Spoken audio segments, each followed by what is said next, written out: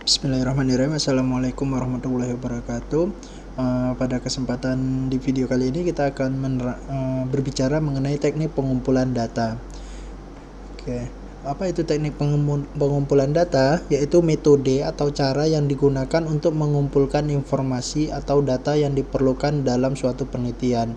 Jadi kita sebelumnya pernah mendengar mengenai instrumen penelitian. Jadi kalau instrumen penelitian itu adalah alatnya, sedangkan teknik pengumpulan data adalah kegiatannya atau aktivitasnya yang dapat mengumpulkan data.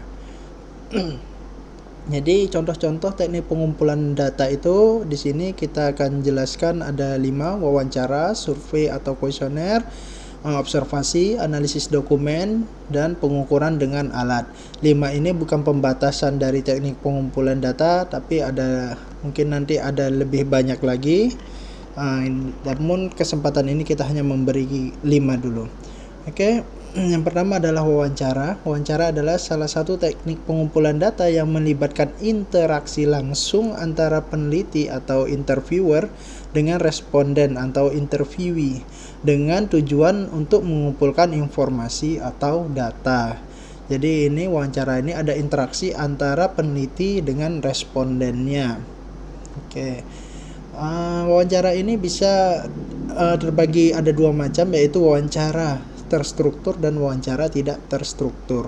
Apa bedanya? Kalau untuk terstruktur, itu jenis wawancara di mana peneliti memiliki daftar pertanyaan yang telah dirancang sebelumnya.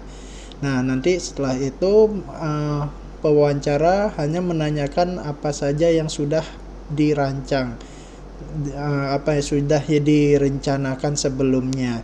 Namun pada wawancara tak struktur itu memberikan kebebasan kepada responden untuk mengungkapkan pemikiran, pengalaman atau pandangan mereka secara bebas. Itu bedanya terstruktur dan tidak terstruktur. Jadi saat wawancara tak struktur itu ada disiapkan juga pertanyaannya, namun ketika wawancara itu bisa bebas pertanyaannya sesuai dengan perkembangan dari jawaban responden.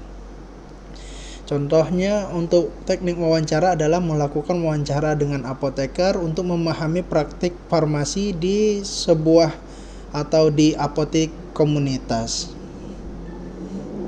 Oke, teknik pengumpulan data berikutnya adalah survei atau kuesioner.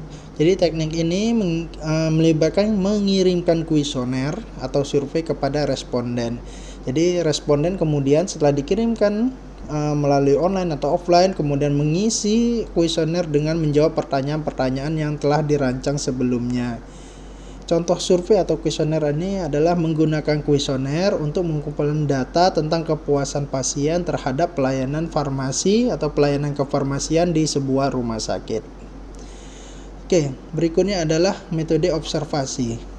Jadi teknik pengumpulan observasi ini melibatkan pengamatan sistematis terhadap objek atau situasi tertentu dengan tujuan untuk mengumpulkan informasi atau data. Jadi hasil pengamatan itulah yang akan dicatat. Oke, teknik ini ada 2 macam, yaitu observasi partisipan dan observasi non-partisipan.